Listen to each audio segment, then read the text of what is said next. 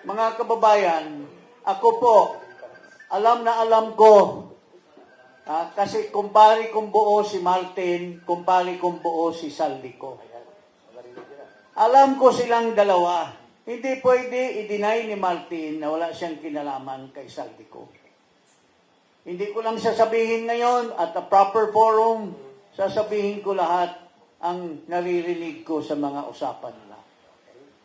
I'm a personal witness na hindi pwedeng i-deny ni Martin na si Saldico tao-tao lamang niya. Walang gagawin si Saldico kung walang pahintulot kay Martin Romualdez. And I will say that with evidence in due time. Mayroon po akong mga nilapit na mga congressmen na humingi at sasabihin ko po yon later on. So, yun lang po. Pero nasaktan po ang damdamin ko nung nangyari sa Senado. Kasi may mga traidor. Itong 2 bilyar, napaka-traidor nito. Alam mo, malaking tiwala ko dyan kay Manny Villar at kay Cynthia Villar. Noong una pa lamang, mga kababayan, noong 1998, nung tumakbo si Villar, walang-wala yan. Bankrupt na yung kumpanya niya. Pero tinulungan namin maging speaker, nagbigay siya ng 100 million kay ERAP as contribution. Dapat si Bibit Wabit ang maging chairman ng Committee on Appropriation. Pero hindi. Si Bibit Wabit sana ang gusto ni ERAP na speaker dahil magkaibigan sila. Pero nakapag-contribute si Villar at doon nabuhayan ang kanyang negosyo. Pero dito, tinulungan ito si Camille Villar ni Sara Duterte. Pero ano ang kapalit? Dahil sa kanilang kabulastugan ng kanilang mga negosyo, yung price, yung water, yung inimbestiga sila ngayon ng SEC at ang stock exchange. Kaya bumigay, iniwanan ang grupo ng unity nila doon sa Senate, pinamunuhan ni Senate President Escudero at tinanggal si Marcoleta. At ang ilalagay daw, yung pinapatanggal namin dahil sa kabulastugan, pag mamimili umano ng mga testigo para patistify sa mga hearing, yung si Hontivirus. So, kung hindi man yan, kung si Ping Lacson, wala tayong problema. Pero kung ibang klaseng tao ang ilalagay dyan, walang kredibilidad, lalong mababaon ang ating bansa. Mga kaibigan, ito lang masasabi ko. Sila lahat ay nagsasabi na, si Marcos ang may pausimuno nitong pag-discover nitong, flood control, flood control, corruption. Mga kababayan, huwag po tayong maniwala. Si Marcos ang mastermind sa lahat, mga kababayan. Since 2023, kung hindi siya bobo at hindi siya stupido, paano nakalusot yung flood control projects, flood control funds in 2023. Sinasabi na ni Tiangco, 2.5 billion lamang or ilan lang ang bilyon. Pero umakyat. Hindi ba napapansin ni Marcos yan, pare? 2024, pinalusot na naman niya. Tapos bigla siyang nagsasabi sa publiko, 5,500 flood control projects, palakpakan lahat. Tapos after 1 week, ang Diyos pinakita sa kanya, Marcos, nagsinungaling ka, walang flood control projects. So, he signed all these General Appropriations Act, knowing that there were billions appropriated in funds. And yet, pinalusot niya. In 2025, ni-raise na yung mga blanco doon sa BICAM. And yet, pinirmahan pa rin niya. So, may pera kaya na malustay? Kung hindi, sa kabubuhan ni Marcos na pirmahan niya yung General Appropriations Act. Ito pa lang ang sasabihin ko ngayon, but marami pa. Kaya nga po nananawagan kami. Hindi lang ito ang rally na sinasalihan na namin. This is the time now that we will legally ask every citizen na magkaisa po tayo. I-denounce natin itong kabulastugan ng lahat na nangyayari sa ating bansa. Ayan, nagpumunta na naman sa Cambodia. Anong gagawin niya doon? Magliliwaliw lang. Mamumuno daw siya sa grupo ng ASEAN. Ano naman kakayahan niya? Sabi ni Inday Sara, 10 a.m. pa lang, umiinom na ng whiskey. Ano naman ipaglalaki natin sa isang presidente na ganyan? So yun po, mga kababayan, magkaisa po tayo lahat at atin ipakita sa buong bansa na tayo ay hindi na pwede na unahan na tayo po ng Indonesia. Yun lang po ang masasabi po ngayon, ngayong umaga. Thank you. Okay, good morning everybody again. I'm Rod Cornejo, moderator, appointed by Dr. Topacio. You know, actually sabihin ko lang malakas ka sa akin. I'm supposed to have breakfast with my wife this morning. Today is my birthday. I turned 75 today. 75. So, thank you. Anyway, ganito. It's 10:45 and I want to end this by 12 o'clock. So let's say our piece, get to the point. KISS, keep it short and sweet. Okay, first of all, Freddy, yung advisory, you mentioned People's Congress. Okay, People's Congress. Okay, ang question ganito alam natin yung problema and we know the culprits. The question is, what do we do next? Okay, so may I start? Yeah, may Michael dyan. Thank you, please.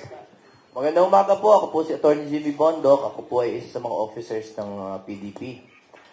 This is a People's Congress. At maraming nagugulumihanan sa katagaan na yan. No? Hindi po ito, linawin na po natin. Hindi po ito isang panawagan para mag-aklas o gumawa ng gulo. But we are here to answer a question.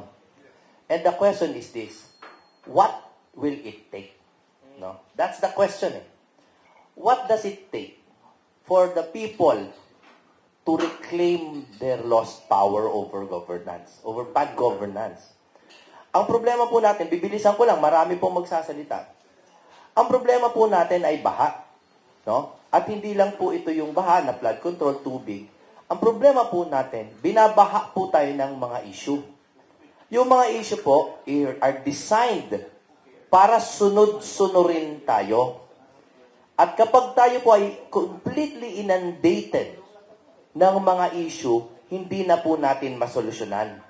Isa pong mabilis na halimbawa, bago ako magpasa ng mikropono, when we are making gains, akala natin ang Blue Ribbon Committee ni Senator Marcoleta ay making gains, siya ay papalitan. Tama po ba?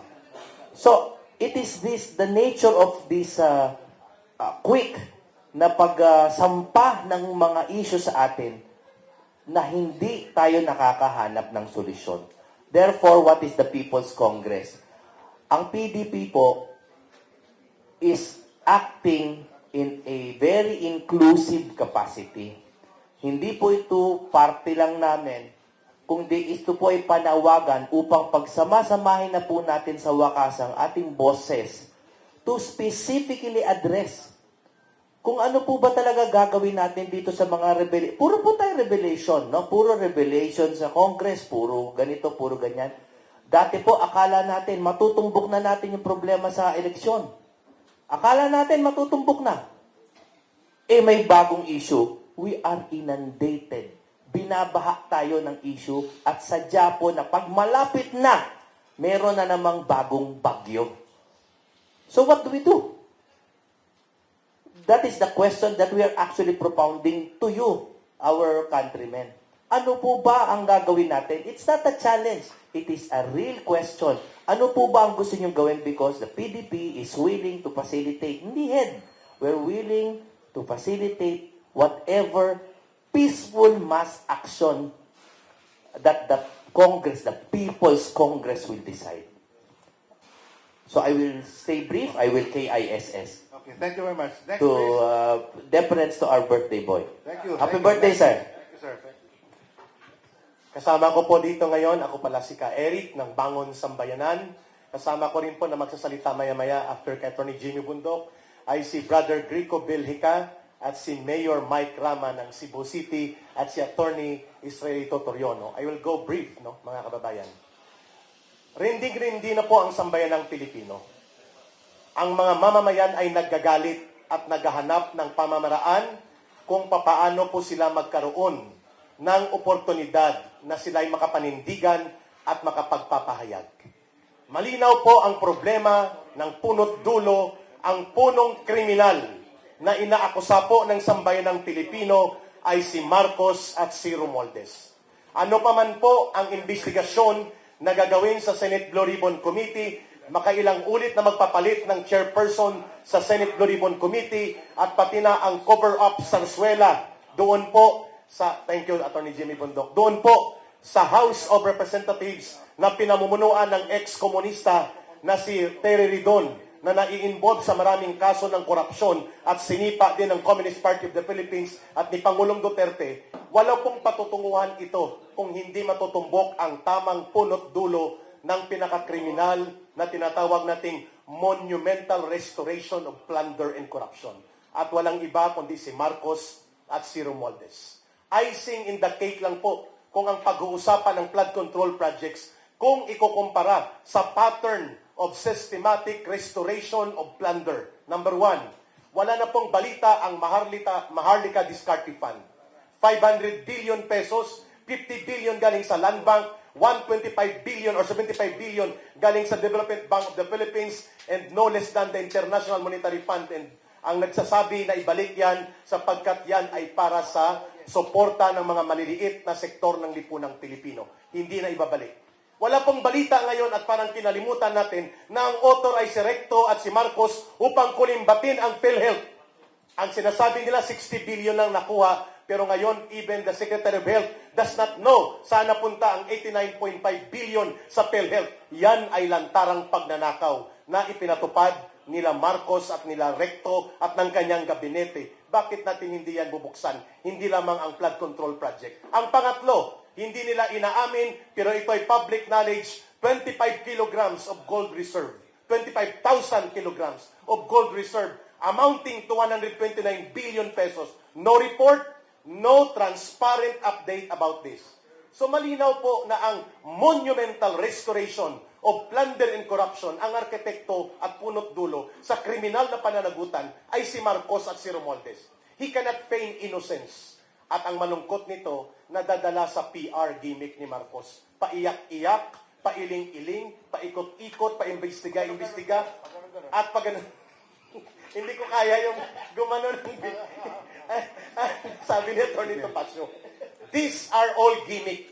And even ang kodita sa Senado kahapon with Sandro Marcos in the vicinity of the Senate is an indicator na gusto ni Marcos at nila Romualdez i-recapture, gawin nilang tamed and controlled ang Senado, not just because about the cover-up and the exoneration of Marcos, but strategically and long-term, nakikita ng taong bayan, ang kanilang direksyon ay tanggalin si Sara Duterte kung hindi ngayong taon, next year, by virtue of another impeachment proceedings na gusto nilang gawin. With the Senate right now, at the hands of Tito Soto and the rest, kulang na lang sila ng isa para magkaroon ng 16 number of conviction against Sara Duterte. Everything can happen right now. At isisisi nila ito sa mga Duterte ang lahat.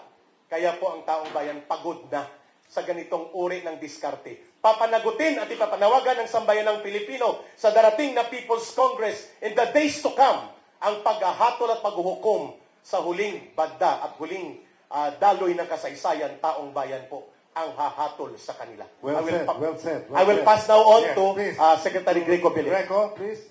Magandang umaga po, Chairman Greco Belhica po ng Federalismo ng Tugong Dakilang Samahan and former Chairman of the Presidential Anti-Corruption Commission.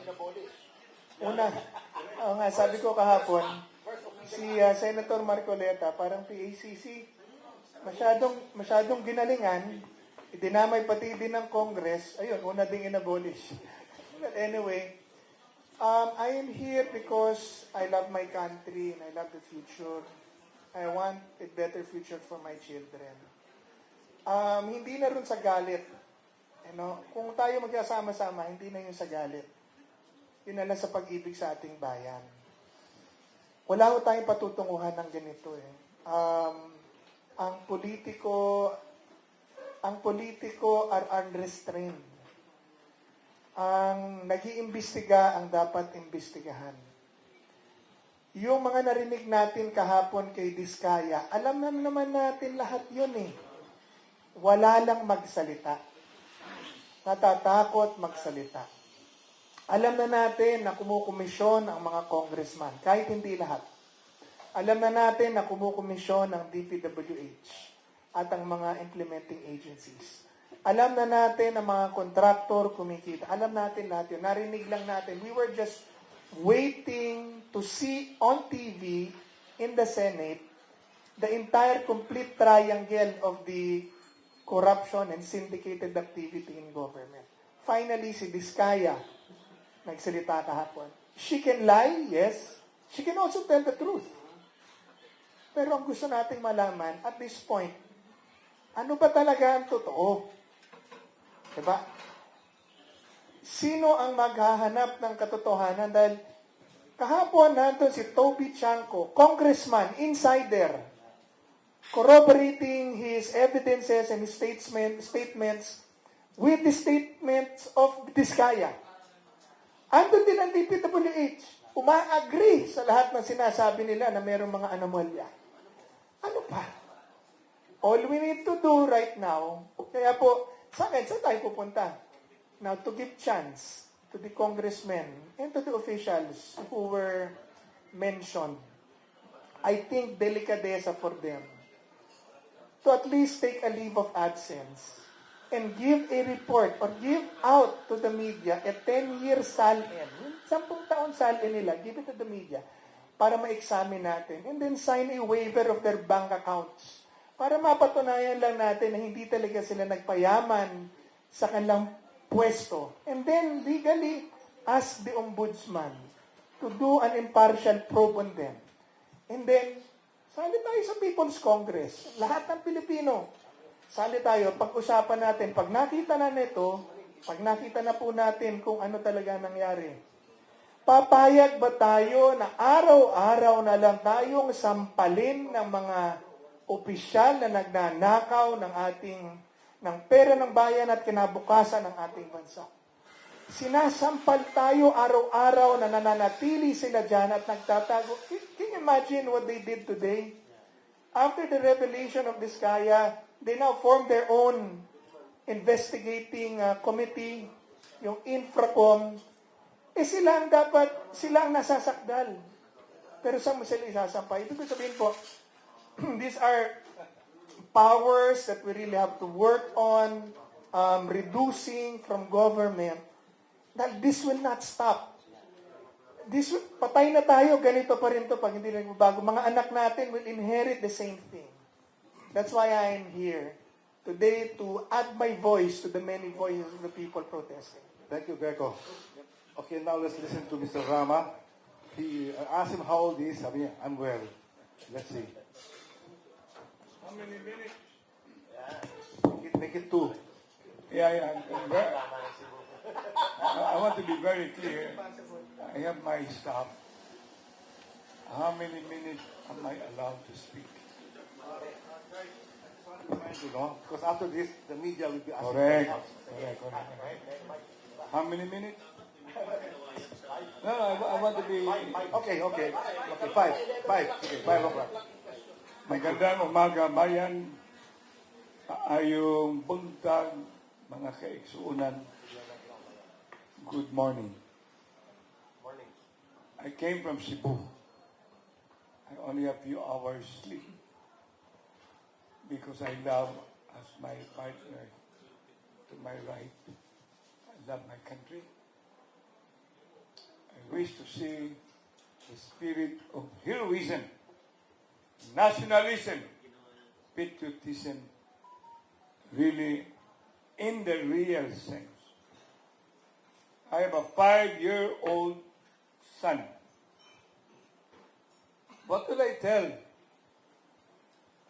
it is not today, if it is not us, including all of you in media, even the waiters here, dada ng dada, wala namang ginagawa. I've been into this. This is not new to me. Precisely, freedom movement last August 21 occurred, and I joined to be counted. And I am here to be counted. This is jokingly personnel computer, but this is People's Congress. Being a lawyer, we know too well. It's the people. It is us. Greater good for the greater number. General welfare. Vox populi. Salus populi is suprema lex. I am not for the advocacy, taasan ng boses or whatnot. Let's walk the talk. Let's walk the talk. If it is now, if it is not now, when? If it is not us, who? I am ready to be roasted, grilled. Though I have still 2 minutes, but I do not want to spend it. Indifference. Meron pa akong 2 minutes, but I'll rather bring it to question and answer. And I am ready, in behalf of PDP Laban, as Vice President for the Visayas, 6, 7, and 8, and even Negros, and whatever. Thank you very much. Good morning. Thank you, thank you. Maayong buntag. Good morning, everyone. I am here this morning to likewise contribute whatever voice I may have in this society to my fellow PDP Laban members and officers. No? Alam ko po yung taong bayan ay hindi na po nasisiyahan. Alam ko rin po na marami po sa atin ay ayaw ng makialam dahil sa kailangan nila magtrabaho, wala na silang oras para po sa ating bayan. Alam ko na ginugugol nila ang kanilang oras para lamang kumita, para meron silang pagkain kinabukasan. Pero tayo po ay Pilipino. Tandaan po natin si Jose Rizal, doon po sa kanyang libro, The Philippines a Century Hence. Ang sabi niya, the free press daw, as well as free speech, will keep the government be informed of the opinion of the people. So kailangan po tayo magsalita. Kailangan po natin ipaalam sa gobyerno na hindi na po tayo masaya. Kailangan po may managot. Ano na po ang mangyayari doon sa mga bilyones, trilyones na pera na nawawala at napupunta sa ilang tao lamang? Kung wala tayong gagawin, ano na po ang mangyayari sa ating bansa? Ano na po ang mangyayari sa ating mga anak? Isa lang po ang bansa na binigay ni Allah Subhanahu wa Ta'ala sa atin. Kailangan po natin itong protektahan. Kung hindi tayo gagawa para sa ikabubuti ng ating bayan, sino po ang gagawa nito? Kaya nga po, let us exercise our freedom. Ito po, Article 3, Section 4 ng 1987 Constitution, nakasaad naman na yung ating karapatang magsalita at magpetisyon sa gobyerno for redress of grievances ay protected naman. Sa 1973 Constitution, Article 4 po ito. Article 3, Section 1 under the 1935 Constitution. And doon po sa ating history, protected po ito, maging sa Jones Act, maging noong pang 1902, noong na-create po yung pag-control ng mga Amerikano dito. Kaya nga po, magsalita tayo, ipaalam natin sa ating mga lideres na hindi na po tayo masaya. Nasa kamay po natin ang ating kinabukasan. Sovereignty resides in the people and all government authority emanates from them. Kaya ipaalam natin sa gobyerno, tama na po, grabe na ang korupsyon. Magsalita tayo, let us work for what is for our country, what is the best for our country. Maraming salamat po, Attorney Israelito Bobetorion po. Good morning po. I'm Engineer Henry Sabate, a legitimate contractor and the founding chairman of iCare PH Advocates Incorporated. Ang organizations po namin is national level, including international. Marami po tayo, organized na po yung organizations natin at ang advokasya po natin ay humanitarian. Marami at naapektuhan na po ang buong bansa sa mga corruptions na nangyayari sa ating lipunan. Kami po ay handang tumulong kung hindi kayang gawin ng ating gobyerno. Nandito po kami, itong organizations namin na non-stock, non-profit. Willing po kami makikipag-collaborate sa mga taong naapektuhan at willing po kaming tulungan po sila sa abot ng aming makakaya. Ako po ay nagpapasalamat at ang isang kaibigan ko po na si Curly Discaya ay nag-testify na po at alam ko po ang lahat na sinasabi niya ay totoo bilang isang kontratista po. In fact, kaibigan ko po siya.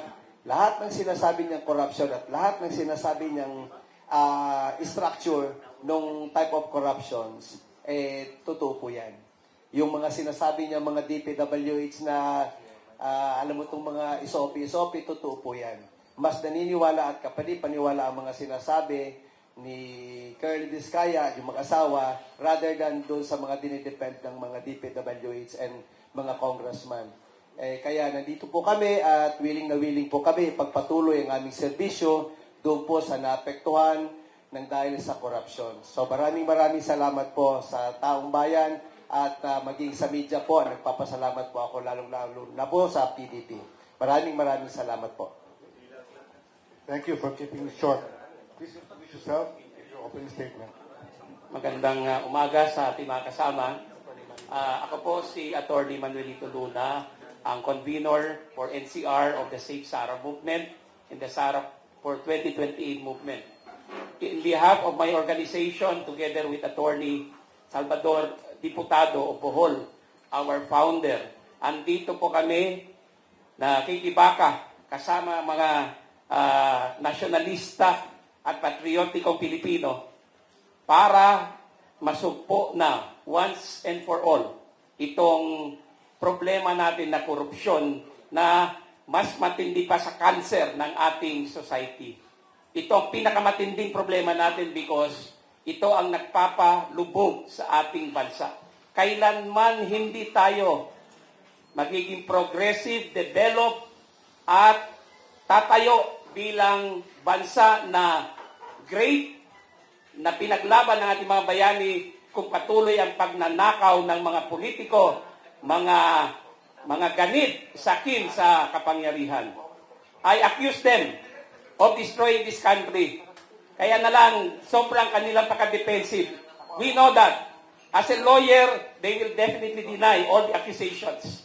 The Discayas may not be the most safe couple in the Philippines, but they are capable of also spilling the beans. Kaya nga sila nasasaktan eh. Biglang-bigla na lang, ni-reorganize ang Senado, tapos tatanggalin nila ang chairman ng Senate Committee na nag-imbestiga dito sa katiwaliang ito. Klaro ito, that this is a big cover-up. This is a whitewash of the investigation. And I accuse these congressmen and all their supporters and handlers. Mahiya kayo, mag-resign kayo. You have no right to be in your positions a minute longer. Thank you. Okay, we just heard the state of the nation. I only have 2 questions but nobody has to answer. Number 1, question. Yung ating pambansang awit ends with ang mamatay ng dahil sa iyo. Tayo ba ay willing to die for country? Matagal na. Second, last question. Who is more influential today? The mainstream media or the social media? Sino which media can really change the country?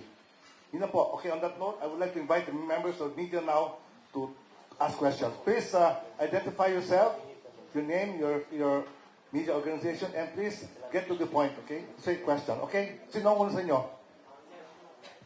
Come on, sino? Lapit natin yung mic.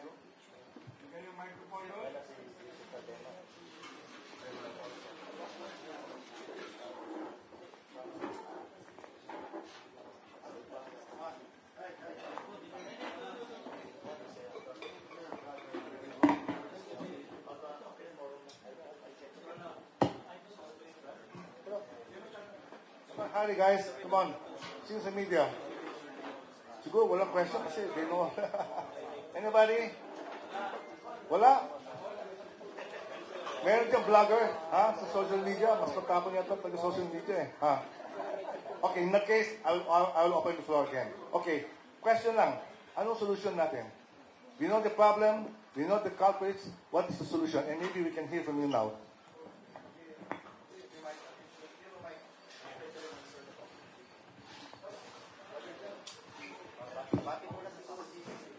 Sa solution, hindi ko alam yung solution. Solution na ito ng lahat ng Pilipino. Pero on the side of the Duterte Youth Party List, ang masabi namin, yung kinakaharap namin, di ba? Saan kayo nakakita na ang mga Pilipino, winawalang ya, at tuwing 3 taon, nagkakaroon ng pagkakataon, lumaban tayo through pagboto, di ba? Ang Duterte Youth Party List po ay nanalo ng 2.3 million na boto. Number 1 na ibinoto ng mga pulis at sundalo sa local absentee voting. Number 1 na ibinoto ng mga OFW sa buong mundo. Lampas 60 countries, number 1 po ang Duterte Youth Party List. Mula Amerika, Inglaterra, Israel, South Korea, lahat na. Pagdating dito, talo sa COMELEC. Saan kayo nakakita ng ganon? Kaya nga sinasabi ko, dati ang ninanakaw lang pera, ngayon pati pala boto ninanakaw na. Paano yun sa 2028? Pag naipanalo natin si Pangulong Sara Duterte, biglang idedeklara lang ng COMELEC na merong pending na kaso and everything and kahit ano pang technicalities, di ba? Kaya nga po, finailan namin sa Korte Suprema nung isang araw ang COMELEC dahil talagang winawalang yan nila ang soberanya, ang demokrasya, ang pagboto ng sambayan ng Pilipino. Masabi ko sa inyo, dapat nandun kami sa Kongreso, 3, nakikipaglaban. Bakit nakikipaglaban? Sa 3 taon na ito ng Kongreso ng Pilipinas, mula 2022 to 2025, kaisa-isa lang doon na kinatawan ng sambayan ng Pilipino, sa 300 na kongresista, ang nagpapanukala ibalik ang death penalty para sa mga plunderer, kurakot at ghost projects. Isa lang, ang inyong Duterte Youth Party List lang. Masabi ko nga sa inyo, napakaraming party list at kongresista, meron doon fake citizenship na proklama. Meron doon ginahasa yung miyembro nila na proklama. Meron, ang daming kaso ng plunder at corruption na proklama. Kami pa, ang hindi na proklama. Kung sino pa yung kaisa-isang nagpapanukala ng death penalty para sa mga plunderer, kurakot at may ghost projects. Kami pa, nakasuhan ng terorismo. Alam nyo ba yun? Yun yung isang kaso namin, promoting violence, tantamount to mass murder. Ang nagkaso, mga makakaliwang grupo na nilalabanan namin, mga kaalyado ng mga teroristang NPA. At yun ang kinatigan ng inyong COMELEC. Kaya nga po, kami po, kaya kasama po si Atty. Topacio, nag-file po sa Korte Suprema para po ma-resolve agad yon. Kasi kami naniniwala sa independence ng Korte Suprema kung kaya nilang ideklara na yung 200 na kongresista ay unconstitutional lang ginawa kay Vice President Sara Duterte. Paano pa yung kakaunting COMELEC commissioner na talagang binaluktot na ang boto ng taong bayan? Kaya kami po sa Duterte Youth Party List ay talagang sumusuporta sa ating samahan ngayon sa panawagan ng reforma at pagbabago. Alam nyo, huli ko na lang masabi sa inyo, sa Indonesia nga, tinaas lang ng mga kongresista yung kanilang sweldo, benefits ng 100 to 200,000 pesos. Nagwala na yung mga Indonesian, sinunog na yung Kongreso, lahat ng luxury cars na lumalabas sa Kongreso, pinaghahataw, sinusunog yung mga mansyon. Hindi naman natin sinasabing manunog at magwala tayo. Pero yung klase ng galit at pananagutan dapat ng mga politiko dito sa bansa, doon daang libong piso lang. Dito hindi nga daang milyon Bilyon. Pag pinagsama mo, trilyon na kada taon ang nawawala. Sa ibang bansa, pag pumunta ka, kunyari South Korea, 24 ang MRT system. Hindi mo kailangan pumila ng matagal, hindi mo kailangan maghirap sa karsada. Dito, tatatlo. May baha pa, yung pila na napakahaba, flooded pa pag umulan. Bakit natin pinagtsatsagaan yon? Bakit hindi natin pinapanagot ang mga nakaupong leader? Saka magtataka kayo, bakit ngayon lang nalalaman yan? Ang Office of the President, 4 billion a year. Ang confidential funds, intelligence funds. So, naka 12 billion na siya. Hindi pa rin niya masabi kung sino yung mga kasamahan niyang politiko na talagang kasali doon. Saan ginagamit yung confidential funds na yun ng Pangulo? Dapat alam na niya yun. Tayo nga alam natin na kurakot yung DPWH eh. Tayo nga alam natin na kurakot yung iba yung congressman at gobernador at mayor eh. Bakit yung mismong may pondo para malaman yun, hindi alam. Yun lang po ang ating masabi ngayong araw na ito. I will now ask anybody in the panel. Question first. Ano nakikita yung scenario by end of November?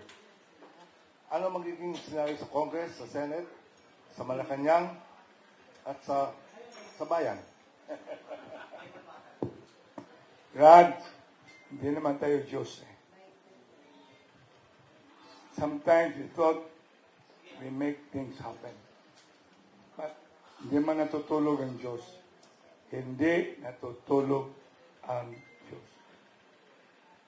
Ito nga, we imagine we will have this convergence. Itong mga pagsasalita nila iba-iba, it's a convergence. There is anger, there is elucidation. Ayaw ko na nga magsalita pa. Ayaw ko na kasi ako mismo, tagal-tagal ko na nagiging victim. Pinaka-importante yung sinabi mo sa una kanina. Ano bang solusyon? Sabi naman ni Eric, bakit dito tayo sa gitna? Saan ba nag-umpisa ito lahat? Bakit yung unit team nagiging isa-isa na lang? Doon tayo sa taas. Nakuha ninyo? Dada tayo about House of Representatives.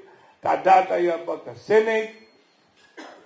We must pray hard that the Supreme Court will really be supreme in making a very clear stand on legal matters that is now being lodged in their house. So I wish this not be too much of being a prophet. The only thing I can say, whatever is the people would stand for, and if they stand for good governance, hindi na aabot pa. I will repeat, if they really stand for good governance, hindi tayo mag-aabot pa ng, my God, we cannot allow that we will be a part of the Zarzuela. Not a smoke screen. Come on. We must make our move. Kasi baka sinabi yung isa doon, ito lahat. The next day, kakalimutan na ang lahat. Maraming sinasabi ko dito eh. Follicle test, tantoko, yung sinasabing, marami. Ayaw ko nang dadagdagan pa. Kasi ang dami. In short, Mr. Rama, you're saying that the solution lies with God. Not only God, Solution. because Okay. remember, Rod, we all are created by God. Amen. Yeah. And if we don't do now, then evil triumph. Evil triumph. If righteous men do nothing. Okay, listen, Attorney Topacio, with the revamp in the Senate, what will happen to the new DPWA secretary? Matatanggal din kaya? Kasi he's supposed to, clean the agency. What will happen to him? Actually, Manong Ron, I don't know, but alam nyo, ang hinihintay natin dyan na sinasabi kasi nila, they are touting that the President ang nagpasimuno, ang gustong makita dyan. Bago sinasabi, I think yesterday, nabasa ko na sabi ni Executive Secretary Bersamin, it's ready for signature, yung Truth Commission. Nasaan na? August 18 pa kami nanawagan yan, actually. We were there, doon sa New Kamuning, kami nanawagan yan, Truth Commission to be headed by Mayor Magalong. Ngayon, ano na ba ngayon? September 9. Wala pa rin. Oo, wala pa tayong magawa. Yung presidente, nagbayagin eh. Mabagal. Oo. Nasaan na yung Truth Commission? Bakit? Yun ba totoo na nag-aawa yung executive at legislature? Nagtuturuan sila. Di ba nagalit si Bersamin? Sabi niya, huwag niyong ipasa sa amin yung blame sa corruption yan. Kay inyo yan. O, ba't ay pang ilabas yung Truth Commission para magkaalaman na? Ang nangyayari kasi yan, ang ginagawa nila, inaaliw nila tayo. Bread and circuses ito eh. Ito yung circus, yung Infracom. Tingnan natin ha, let's give Ting Lacson the benefit of the doubt. Maayos naman sa pagkaalam ko si Ting Lacson as being the one na hindi kumukuha ng pork barrel ever. I've had my differences with Ping, but I have to give him credit for that. At tingnan natin, at yan ay alam ko, ay malapit yan kay Mayor Magalong. So, they share the same principle when it comes to good governance.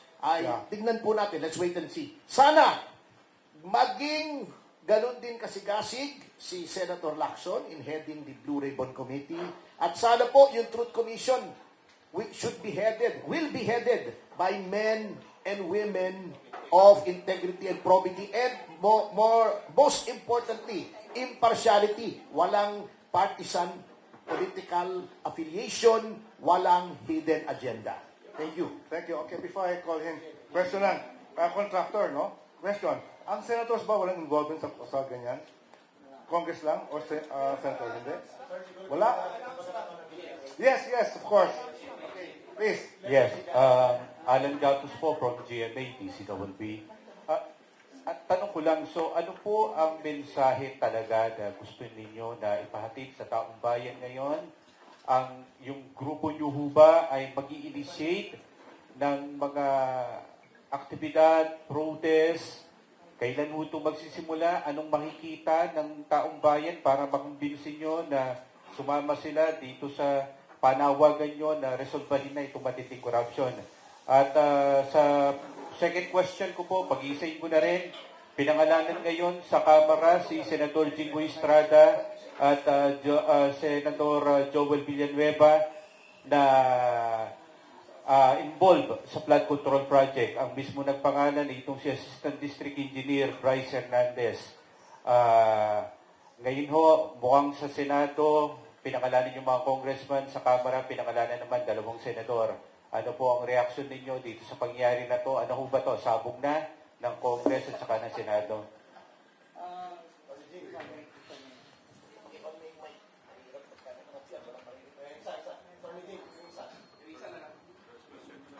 Unang-una, ang tanong what is our step? Why are we here?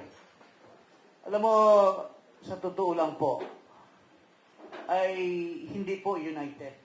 Maraming ang puso nila at diwa ay lalabanan yung korupsyon, lalabanan yung pang-aapi sa mga Duterte. Pero kung sa ano pa yan, isang konsyerto, mukhang walang conductor. Ang daming vloggers, iba-iba ang sinasabi, pero isa lang yung direksyon against the government. Ang daming mga taong bayan, isa lang yung direksyon sa puso nila, pero hindi nagkakaisa. So, I call upon each and everyone na let us try to avoid conflicts and be as one. And we will have one direction.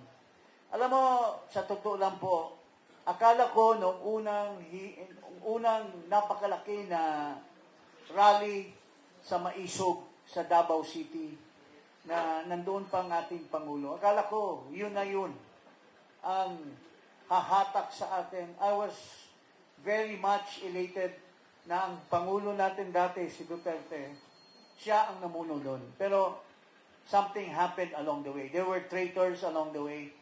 Kaya wala pong nangyari. Pero ito, this is a new beginning.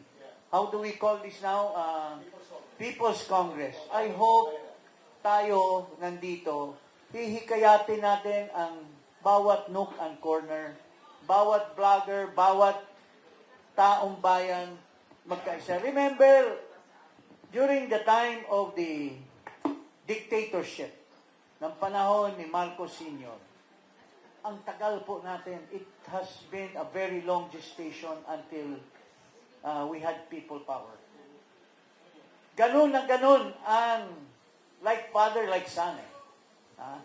We are now in the same, except that there is no declaration of martial law. Pero there is silent martial law that's going on.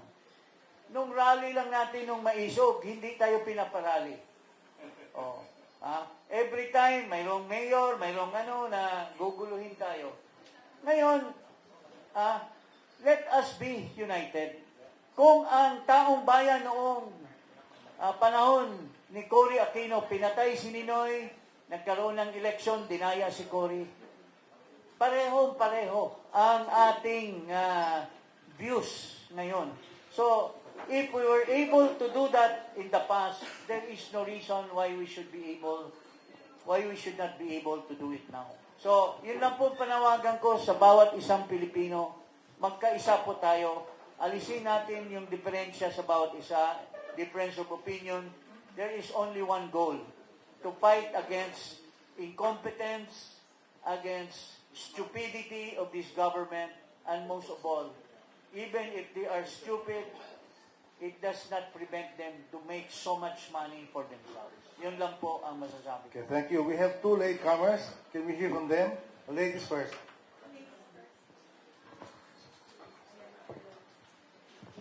Hello, magandang umaga po sa ating lahat. Ako po si former Undersecretary Astra Pimentel Naig. Para sa aming mga kababaihan, napakahalaga ang usaping ito kasi nga based doon sa mga testimonya and based sa mga pag-aaral natin, the money that goes to corruption is around 30%, di ba? Of the whole total budget. So in the past 3 years, ipagpalagay natin, approximate, that's 5.5 trillion pesos na napunta sa corruption.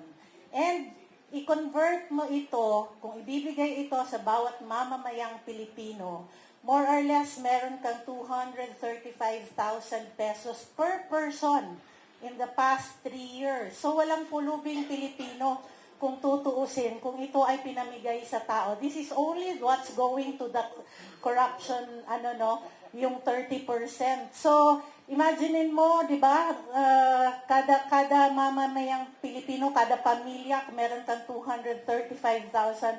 That's a big help and that's already puhunan para sa negosyo ng bawat mamamayang Pilipino. And kung hindi natin ito puputulin, no, kasi sobra yung insertions. I would like to call also the attention of DBM because DBM plays a very important role in the budget.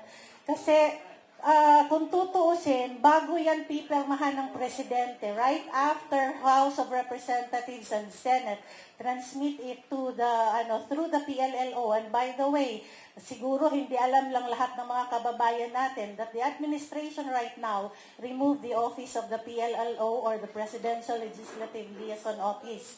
I was Assistant Secretary in 2016 to 28 early of 2018 ng PLLO. Napakalaki po ng role ng PLLO in ushering the laws, even the budget. So, yung nangyari ngayon, pagbalik ng kaya ako, Amina Pangandaman, maganda naman yung ano niya, pero you know, if anti-corruption ang DBM, they are the ones who should have raised the red flag to the President na napakalaki ng mga insertions, napakalaki ng difference ng NEP at ng GAA. But we never heard the DBM said it, no, na inanunsyo niya o kaya yung nag-ano sila na tungkol dito sa budget na to. And right now, since the PLLO is already under the Office of the Executive Secretary, hindi ba masyadong yung control ng ng legislative agenda, even the LEDAC, it's supposed to be the one, kasi ang LEDAC, that's the Legislative Executive Development Advisory Council, sila dapat yung nagtatahi ng mga pagkukulang. And hindi yata ito nagamit ng maayos under this administration. So, napakalaki ng pwedeng magawa at pwedeng hindi mangyari, di ba? So right now, I am calling for the attention of DBM. You have a big role in safeguarding the budget of the country. Kasi kayo ang nagbibigay dapat ng advice sa presidente na, uy, wag mong pirmahan yung budget na yan. Maraming discrepancies dyan.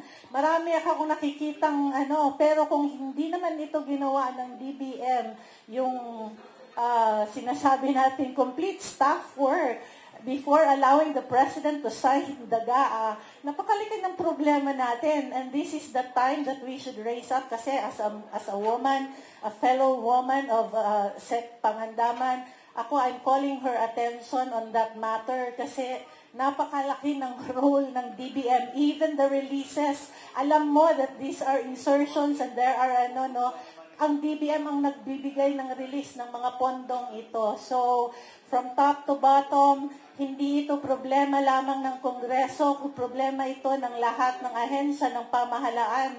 Because even the secretaries who are in charge of implementing the project, that's why I'm very appreciative kay Pangulong Duterte kasi sa panahon niya talaga pong nakatutok yan and very, very keen ang kanyang team in reviewing any document that he has to sign. And aside from that, siya mismo ay nagbabasa. Alam mo yon, hindi niya pinapabayaan na ang dokumento ay hindi Point mabasa. well taken. Thank you very much. Mukhang the women can lead the revolution. The women. Okay, can we have the former speaker, please? Yes. Ito po si Bebot Alvarez, civilian, ang inyong lingkod. Magandang tanghali na po, bayan. Sa oras na ito, marami na po tayong nalalaman tungkol sa korupsyon na nagaganap sa administrasyon na ito.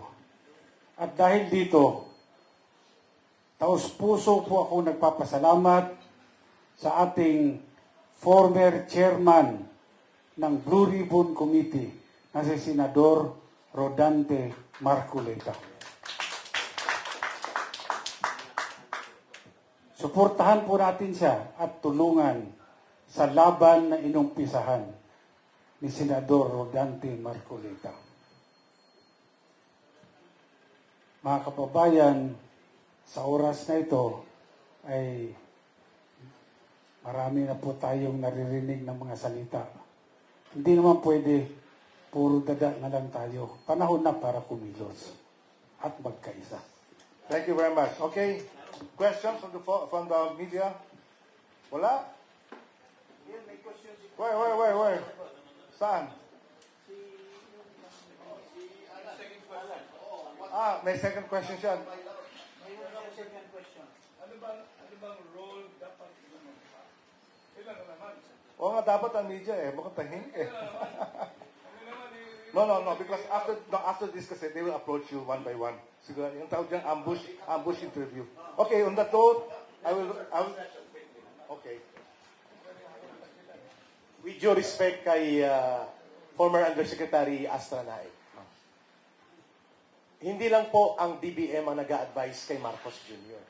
Even the Vice President told him so, na ang sindikato sa budget ay si Romualdez at si Saldico. Several times over. when the alliance was still alive. Ang problema ni Marcos, hindi siya nakikinig. Dahil dalawang bagay yon. Kinokonsinti niya dahil nakikinabang siya o bahagi siya ng buong plano. With due respect kay Undersecretary Astra Naik, no matter how many times you will advise a person kung involved siya from the very start sa arkitekto ng krimen, walang mangyayari yon. Mahirap gisingin ang taong nagtutulog-tulugan. Pero mas mahirap po gisingin ang taong talagang siya ay bahagi ng buong sindikato at krimen. Because Marcos has been told several times over, hindi lang po ng DBM. At pangalawa, malinaw pong binanggit ni former President Duterte. Ang budget sa 2025, pinakasindikato na budget, with more than 28 items na blanco, 13 pages of the GAA published. Ang may mga blanco, 241 billion pesos. Anong sagot nila ni Bersamin? Mga kulukoy. Ang sagot nila, rumor mongering ang ginagawa ni Duterte, fake news. Ibig sabihin po, hindi nagkulang ang taong bayan and even the representative leaders of the people na siya ay abisuhan. From the very start po, kung mayroong dapat mangyari dito, palalayasin dapat si Marcos at kasama si Romualdez at papanagutin sila. In what way? People power is one option.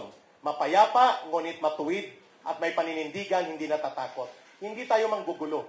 Hindi tayo magwawasak ng mga properties. But let the people call out on the street. If it will force the armed forces of the Philippines and the Philippine National Police to declare a withdrawal of support to the Commander-in-Chief, so be it. Sapagkat may mga abogado dito, hindi yan illegal for the for the armed forces of the Philippines and the Philippine National Police to stand by the people is not mutiny, is not kudita. It is their obligation according to Article 2, Section 3 of the Constitution.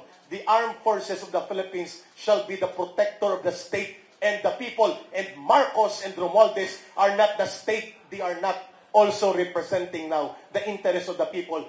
They deserve to be kicked out from office. That should be done by the people in a people power. Pero may kabyat po yan.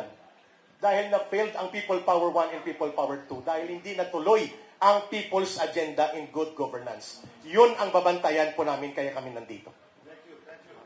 Okay. On that note, we will wrap this up. So thank you very much. And now you're free to talk to them. Okay, guys. Recap muna si Freddy. The last say.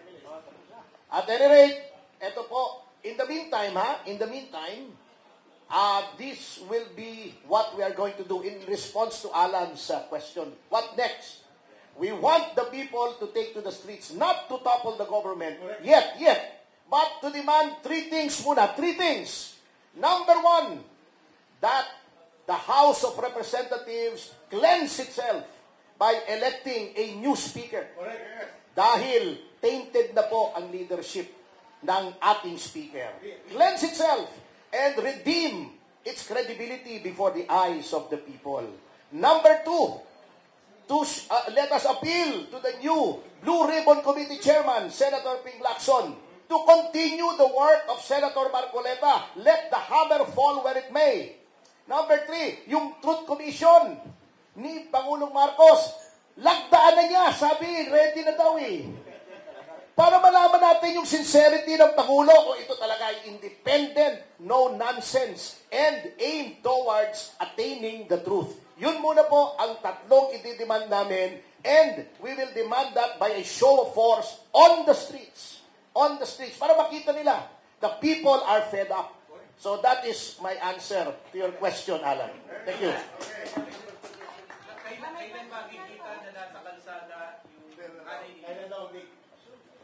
Asap, meron na po kaming schedule sa Cebu City, care of Mayor Rama, na kamukha ni Sharon Hines. Kilala niyo si Sharon Hines, di ba? Oh. Sa 26 ng September. Dito, si Jimmy Bondo ka nag-organize eh. So you ask him. Pag-uusapan pa.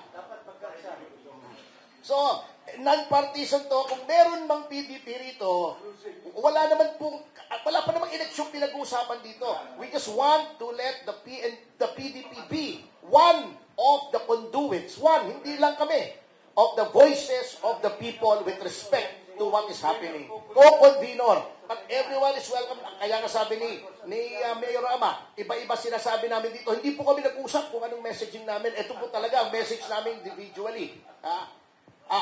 Pero nagkakaisa kami sa isang bagay. The people should let their voices heard. Enough na. Ang dami na po eh. Kami po mismo noon nagdemanda yung Dingbaksya. Ano nangyari sa Dingbaksya? Walay. Yung architect nandun na naman sa house, si Garin. O, di ba? 4.5 billion scam din yan. Pero walang binatbat yun dito. Kasi yung problema ng mga Pilipino, ang iksi ng memory, nakakalimutan lahat. This time, let us not forget, let us not forgive, let us act. Amen. Okay. Attorney. Greco. Attorney, sorry, dito po ako. Meron nung Val Gonzales po, DZRH.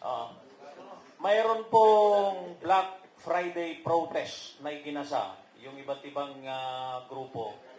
This coming Friday. Sasama ho ba kayo doon?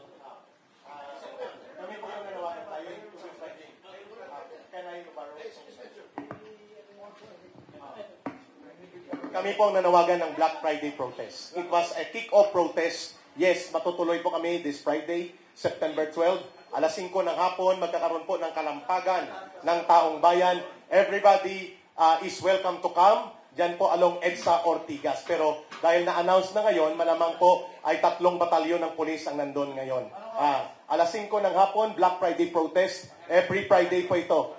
Pangatlo na po itong pagtitipon namin at ito po ay voluntary. Ang requirement, dala ng tubig, payong kapote at skyflakes, okay na po. Okay, thank you very much. Ka-Eric, anong tawag ko nung grupo ninyo na nanguna kasi sabi nyo kayo yung nanawagan doon? Bangon Sambayanan. Marami po dito mga former cadre at mga dating rebelde ng CPP, NPA, NDF. Ayaw naming sumama doon sa dating grupo namin dahil mga sindikato din po yon. Gaano ho karami ka, Eric, yung inaasahan ho ninyong dadalo? Nag-commit po Davao and Cebu na may volunteers. Nung nakaraan po, umabot din po ng mga higit 1,000 ang nag-attend. It was just a short notice. Maybe this time, dahil maraming nag-cover ngayon na malalaking media outfit, ay marami ang darating dito. Libo-libo ang taong bayan. Pero just the same, Brother Val Gonzales, 3 batalyon ng police na baka maging 4 ng batalyon na mag-occupy doon. Then they will be our audience. Anyway. Gaano katagal yung aktibidad na kinasabi? 2 hours po ito, no? 5 o'clock hanggang 2 hours and a half, hanggang 7:30. At dyan kami sa gilid ng EDSA Ortigas. Along doon sa People Power EDSA Shrine. Okay. Ang binabanggit ho kasi ng NCRPO, meron ho silang press conference kahapon. Yung permit, yung concern nila. Meron, nakapag-acquire na ho kayo ng permit? We are trying to apply, but the peaceful assembly, as long as you do not obstruct the traffic, it's a Freedom Park. May mga abogadong magsagot po. I will answer that. It's a Freedom Park, hindi kailangan ng permit. Lahat ng Freedom Parks, hindi kailangan hingi ng permit. That is by law. Tony Jing? Thank you, brother, for the question. Well, basically, nasa saligang batas yan eh. The right of freedom of expression and freedom of speech, no? At to protest against excesses of government. Nasa saligang batas yan. At saka, ano yun eh, shrine yan eh. That is public place. Equivalent to Freedom Park. So doon po kami nung last week. Okay, I'm sorry, ma'am. Okay, Greco, we started with the prayer. Let's end with the prayer. Okay? Sabi mo na, Lord, kunin mo na sila. All rise for prayer, please.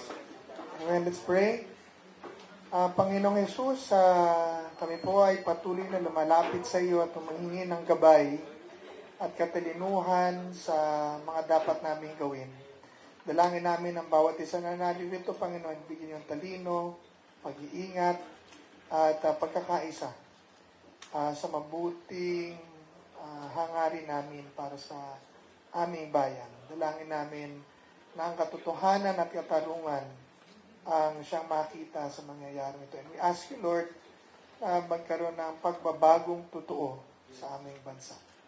Ito ang aming samot panalangin sa pangalan ni Jesus. Amen. Wait.